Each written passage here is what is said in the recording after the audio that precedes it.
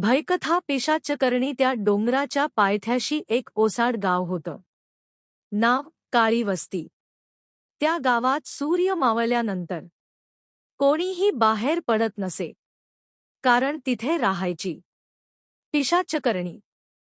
ती पूर्वी एक साधी स्त्री होती, चंद्रा. नव्याच्या मृत्यूनंतर तिला जादूटोण्याचा आरोप लावून गावक्यांनी जिवंत जाळलं. जळताना तिचा शेवटचा ओरडा आजही हवेत घुमतो, मी परत येईन सगळ्यांना घेऊन. वर्षांनंतर राहुल नावाचा तरुण त्या गावात आला.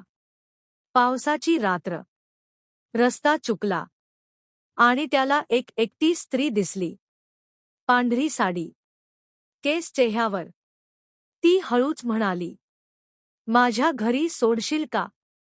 आवाज गोड, डोळे मात्र काळे, अगदी पोकळ. राहुलने होकार दिला. जसं तो तिच्या मागे चालू लागला तसं झाडं कुजबुजायला लागली. वारा थंड झाला. अचानक ती थांबली, हळूच मागे वळली आणि त्या गोड चेहऱ्याचं क्षणात भयानक रूप झालं. तोंड फाटलेलं, दात लांब, डोळ्यातून काळं रक्त. ती किंचाळली, माझा बळी.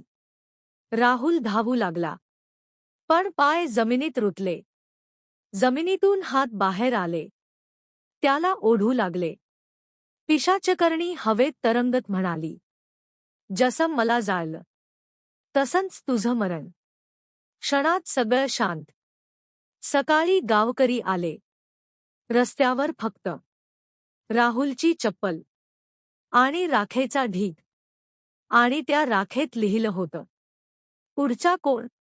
आजही काळी वस्तीत रात्री एक स्त्री फिरते.